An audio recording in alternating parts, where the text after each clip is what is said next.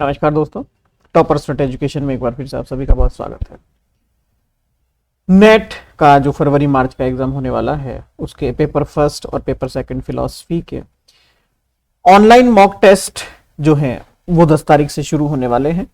10 दिन के special mock test होंगे उन विद्यार्थियों के लिए जिनके एग्जाम फरवरी लास्ट वीक से शुरू होंगे। 20 दिन के मॉक टेस्ट होंगे उनके लिए जिनके एग्जाम मार्च में होंगे। अभी हालांकि डेट शीट नहीं आई है, नेक्स्ट वीक में आने की संभावना है। तो जो भी विद्यार्थी इंटरेस्टेड हो वो प्ले स्टोर पे जाकर हमारी एप्लीकेशन डाउनलोड कर सकता है और वहां से हमारा कोर्स परचेज कर सकता है। आज का जो आपका वीडियो है बेसिकली हिंदी मीडियम के विद्यार्थियों के लिए है। हिंदी मीडियम के विद्यार्थियों की कुछ समस्याएं रहती है। समस्याएं इस प्रकार की है कि आप उसे, कुछ लोग कहते हैं बड़ी सिली मिस्टेक्स हैं जो बच्चे करते हैं। ऐसा नहीं होता, सिली नहीं कह सकते इसको। आप देखिए होता क्या है कि मुझे पता नहीं है अगर कि एग्जाम देना कैसे है तो फिर बात ही खत्म हो गई। सिली नहीं कह सकते, अवेयरनेस की कमी आप कह सकते हैं, या फिर मैंने कभी उस तरीके से सोचा ही नहीं है वो आप कह सकते हैं। जैसे कि ऑनलाइन एग्जाम होता है तो कुछ टिप्स या कुछ ट्रिक्स मैं आपको बता रहा हूं यहां पर। अभी तो काफी दिन है, तो अगर आप आखिर तक भी देख लेंगे वीडियो को तो शायद आपके लिए बेनिफिशियल हो सकता है। पहली बात, जब भी आप ऑनलाइन एग्जाम दें तो उस ऑनलाइन एग्जाम में जो आपके ऑप्शंस होते हैं उन ऑप्शंस के ऊपर, मान लीजिए आपने क्वेश्चन नंबर फर्स्ट का ऑप्शन नंबर सी लगा दिया, लेकिन मुझे डाउट है कि ये कंफर्म है या नहीं है, तो उसमें एक ऑप्शन आता है कि मैं इसको वापस से चेक करूंगा। आप उस पर जरूर टिक करें। उससे फायदा, जब आप देखेंगे अपने स्क्रीन के सबसे ऊपर राइट टॉप पे तो एक आइकन आता है जिसमें आप ये पता कर सकते हैं कि मैंने कितने क्वेश्चंस कर लिए, कितने डाउट में हैं, कितने मैंने छोड़ दिए हैं और कितने मुझे आते ही नहीं हैं। ये सारे ऑप्शंस वहां पर होते हैं। तो थोड़ा सा समय का आप उपयोग करें और हर क्वेश्चन जो आपको लगता है डाउटफुल है उसको आप एक्यूरेसी के साथ ना कर डाउटफुल में ही डालें, ताकि अंत में अगर 10 मिनट भी आपके पास बचते हैं तो आप बेस्ट टू बेस्ट ऑप्शन पे क्लिक करके आ सके। पहली बात।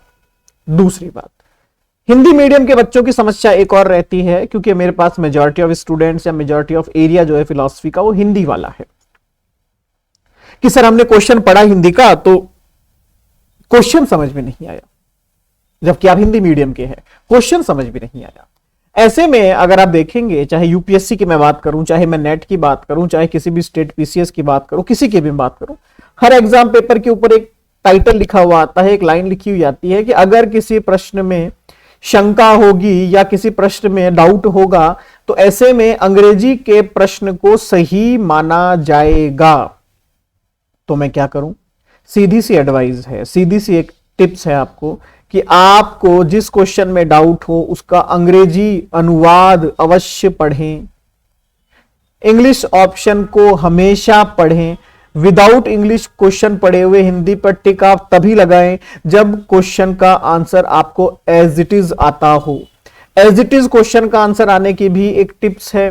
किसे आप कहते हैं कि मुझे एज इट इज क्वेश्चन का आंसर आता है, तो एक ही टिप्स है उसकी कि जहां पर क्वेश्चन पढ़ते के साथ ही बिना ऑप्शन पढ़े हुए आपके दिमाग में क्लिक कर जाए कि ये इसका आंसर होगा, मतलब वो क्वेश्चन आपको एक्यूरेट आता है, सही है, 100%, कोई दिक्कत नहीं है। मान लीजिए मैंने प्रश्न किया कि सांख्य दर्शन के संस्थापक कौन हैं, तो क्वेश्चन सुनते ही दिमाग में आ गया क्या? जैमिनी? नहीं, जैमिनी कैसे हो सकते हैं? तो क्या है? पतंजलि? नहीं, पतंजलि भी नहीं हो सकते। तो क्या है? महर्षि कपिल। सांख्य दर्शन, महर्षि कपिल। तो आपको ऑप्शंस नहीं पढ़ने पड़े, आपके दिमाग में था सांख्य कपिल। मतलब आपको फिर सिर्फ ढूंढना है कि उन चारों में से कपिल कौन से स्थान पर है। A B C D, click कर दिया, काम खत्म। इसे हम कहते हैं एक्यूरेसी। जहां पर क्वेश्चन पढ़ने के बाद ऑप्शंस भी देखने पड़े और ऑप्शन देखने के बाद आप उत्तर पर पहुंचे, तो उसकी भी अब 2 या 3 परिस्थितियां हैं। पहली परिस्थिति, आपने ऑप्शन देखे और देखते के साथ ही ए बी वाला सही है, खत्म। यहां पर श्योरिटी जो है मैक्सिमम है, ये सही होगा। फिर आते हैं वो प्रश्न जहां चारों प्रश्नों में से आप ये चेक करते हैं यार ए और बी में से कोई सा एक लग रहा है, मतलब 4 में से आपने 2 एलिमिनेट कर दिए, 2 ही बच्चे हैं अब आपके पास, लेकिन 2 में कंफ्यूजन चल रही है, ए या बी। यहां पर एक्यूरेसी है 50%, क्योंकि आपके पास 2 ही ऑप्शन बचे हैं, तो 50% है। जहां पर यह सोचना पड़े कि भैया ए बी सी डी चारों ही सही लग रहे हैं, अब कौन सा करूं? तो यहां पर तुक्का लगाने की एक्यूरेसी है 25%। ये चारों में से कोई सा भी हो सकता है। तो इस तरीके से हम इनका विभाजन करते हैं। तो कहने का तात्पर्य, जिस प्रश्न पर प्रश्न पढ़ते के साथ ही उत्तर आ जाता हो, उसका अंग्रेजी अनुवाद देखने की जरूरत नहीं है। या अंग्रेजी स्टूडेंट को, इंग्लिश मीडियम का बच्चा जिसको लगता हो मुझे हिंदी पढ़ने की जरूरत है, लेकिन क्वेश्चन पढ़ते के साथ ही अगर उत्तर निकल जाए तो आपको ऑप्शंस पढ़ने की या हिंदी पढ़ने की जरूरत नहीं है। दूसरी टिप्स, क्वेश्चंस को सेक्शनाइज कर लीजिए। क्वेश्चंस को कुछ बच्चे क्या मतलब, मैं कहूंगा 70% बच्चे क्या करते हैं, पहले क्वेश्चन से पेपर सॉल्व करना शुरू करते हैं, जो कि सबसे बड़ी गलती है आप लोगों की। पहले प्रश्न से आपको प्रश्न सॉल्व करने के लिए किस डॉक्टर ने कहा है, मुझे आप ये समझाइए। मैंने पहला प्रश्न पढ़ा जो मैंने कभी मेरे जीवन में नहीं पढ़ा, और मैं उसमें दिमाग लगाने बैठ गया, यार इसका आंसर क्या होगा, इसका आंसर क्या होगा। मैंने कहीं ना कहीं तो पढ़ा था, ये कौन सी पुस्तक है, इसका लेखक, अरे यार कुछ समझ नहीं आ रहा। ये आपके सर घुमाने में, हाथ हिलाने में, इधर उधर दिमाग लगाने में लगभग आप 2 से 5 मिनट वेस्ट करेंगे, और अंत में आप कहेंगे यार इसको मैं बाद में करूंगा। सबसे बड़ी बेवकूफी, 5 मिनट आपने वेस्ट कर दिए सिर्फ एक प्रश्न पर, और अंत में आप ये प्रश्न छोड़ के ही आएंगे, करेंगे नहीं आप। क्या किया जाए साहब, पहला प्रश्न पढ़ा, पढ़ते के साथ ही लगा कि नहीं आता तो दूसरा पढ़िए। तुरंत प्रभाव से पहले को विदा कीजिए, तुरंत दूसरे पे आइए। दूसरा भी नहीं आता, तुरंत विदा कीजिए, तीसरे पे आइए। तीसरा भी नहीं आता, तुरंत विदा कीजिए, चौथे पे आइए। कोशिश कीजिए अपने पेपर को अपनी आंखों के सामने से लगभग 5-5, 6-6 बार आप निकाल दें। उसके लिए आपको चाहिए स्पीड। तुरंत क्वेश्चन देख रहे हैं, पहला नहीं आता, दूसरा नहीं आता, तीसरा नहीं आता, पांचवा आता है ए, फिर वापस छठा, सातवां, आठवां आता है बी, फिर आगे बढ़ता रहा, 20वां आता है सी, 21वां आता है डी, ये आता है ये। अगर आपने इस तरीके से अगर 10 क्वेश्चन भी किए हैं तो वो 10 क्वेश्चन एक्यूरेट हैं आपके, क्योंकि आपको आते थे। सेकंड टर्म फिर से पहला क्वेश्चन पढ़िए, पहला फिर भी क्लिक नहीं हो रहा, छोड़ दीजिए। दूसरे पे आइए, तीसरे पे आइए, चौथे पे आइए। आप देखेंगे इस बार लगभग 4 या 5 प्रश्न फिर से आप कर बैठेंगे, और आप कहेंगे नहीं ये हो सकता है इसका आंसर। यहां एक्यूरेसी मैक्सिमम है। जब आप 3 बार पेपर अपनी आंखों के सामने से निकाल देते हैं तो साइकोलॉजी कहती है कि लगभग 50% क्वेश्चन पेपर आप कर चुके होते हैं, और वो 50% क्वेश्चंस की एक्यूरेसी मैक्सिमम होती है, क्योंकि आपने उन पर तुक्का ऐसे ही नहीं लगाया है, दिमाग पर जोर डालकर लगाया है। कई बार आपके सबकॉन्शियस में इंफॉर्मेशन पीछे चली जाती है, वो निकल कर बाहर जल्दी से नहीं आ पाती है। कई बार आपने देखा होगा ना, एग्जाम हॉल छोड़ने के बाद याद आता है, अरे यार इस प्रश्न का उत्तर तो ये था। ये कईयों के साथ होता है। तो भैया कुछ नहीं करना, उस क्वेश्चन पेपर को अपनी आंखों के सामने से निकालिए। 1 बार, 2 बार, 3 बार, 4 बार, 5 बार।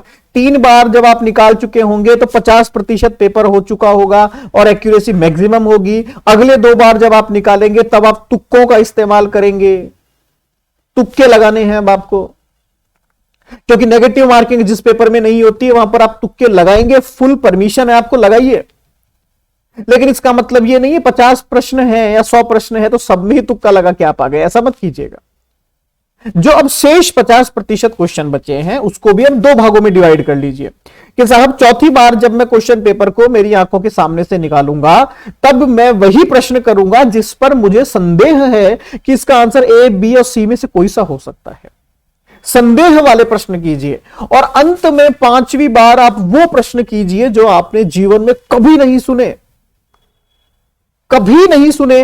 फिर आप एक काम कीजिए, एक सिंपल फंडा चलता है कि बी और सी के अंदर से मैक्सिमम क्वेश्चंस के आंसर सही निकल जाते हैं, तो बी या सी।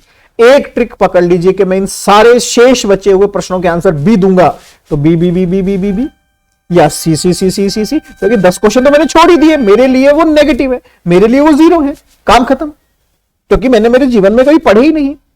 अब 10 प्रश्न मतलब अगर वो 2 नंबर का एक प्रश्न है मतलब हुए 20 नंबर। अगर उनमें से 3 प्रश्न भी सही हो गए तो आपने 6 नंबर कमाए। आप नीचे नहीं गए, आप ऊपर आए हैं 6 नंबर। आपने कुछ अर्न किया है, कमाई की है।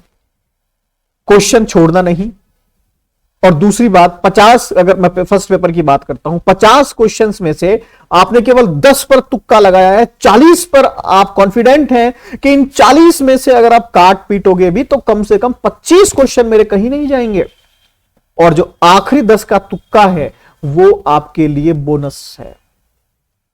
वहां पर अगर 4 प्रश्न भी सही होते हैं तो 25 + 4 29 प्रश्न आप जेआरएफ के लायक हैं। भैया एक बात हमेशा ध्यान रखिएगा, पढ़ना लिखना एक अलग चीज है और क्वेश्चन पेपर को सॉल्व करना एक अलग चीज है। पढ़ते सभी हैं, जो एग्जाम हॉल में बैठा है वो बच्चा पढ़ के आया है, कोई कम पढ़ के आया है, कोई ज्यादा पढ़ के आया है, उससे कोई फर्क नहीं पड़ता, सभी पढ़ के आए हैं। जिसने फॉर्म फिल किया है वो पढ़ के आया होगा, ये हमेशा अपने जीवन में एक सिद्धांत बना लीजिए। लेकिन पास वही होगा जिसको अपनी पढ़ाई का इस्तेमाल करना आता होगा, दैट्स इट। मैंने केवल 10% ही पढ़ा, लेकिन मुझे क्वेश्चन पेपर सॉल्व करना आता है, तो मेरे रिजल्ट में यह लिखा हुआ नहीं आएगा कि भैया आपको तो 90% सिलेबस ही नहीं आता। नहीं, रिजल्ट में लिखा हुआ आएगा पास, दैट्स इट। जो जीत जाता है ना वही योग्य होता है, जो योग्य होता है वही जीतता है। मैं इस पर विश्वास नहीं करता, मेरा विश्वास है कि जो जीत गया वही योग्य है, दैट्स इट। तो आपको ट्रिक्स आनी चाहिए क्वेश्चन पेपर को सॉल्व कैसे करें, किस किस तरीके से करें। अगर बी ऑप्शन है तो आप बी को पकड़ लीजिए, सी ऑप्शन है तो सी को पकड़ लीजिए। नेट के अंदर कुछ विद्यार्थी मुझसे पूछते हैं सर करंट अफेयर का क्या काम है यहाँ पर, करंट अफेयर तो आते ही नहीं, फिलॉसफी में तो हमने करंट अफेयर कभी देखे ही नहीं। नहीं, सबसे बड़ी गलती कर रहे हैं यहां पर आप। फिलॉसफी भी आजकल करंट अफेयर्स पर चलने लग गई है। यूनिट संख्या 10 जो कि आपकी अप्लाइड फिलॉसफी है, क्या वहां पर करंट अफेयर्स के टॉपिक नहीं आ सकते? क्या कोविड गया था, क्या मेडिकल एथिक्स के क्वेश्चंस नहीं आ सकते? क्या करंट अफेयर का मतलब यह नहीं है कि वो आपसे पूछेंगे कि राज्यसभा में कौन सा बिल पास हुआ है, वो नहीं आएंगे।